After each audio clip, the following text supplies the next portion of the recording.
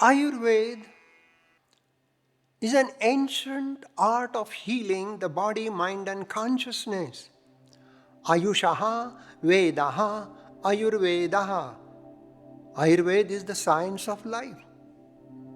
And life is Sattvam, Atma, Sharirancha. Sattva is the mind, Atma is a conscious principle, and Sharir is the physical body. This Trinity is the unity of life.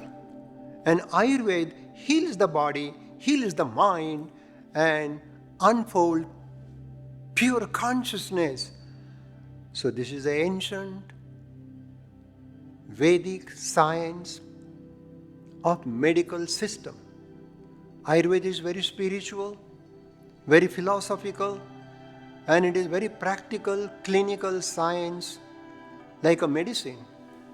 And they heal through the herbs, through the Panchakarma detox program, through the rejuvenation, giving proper diet, lifestyle.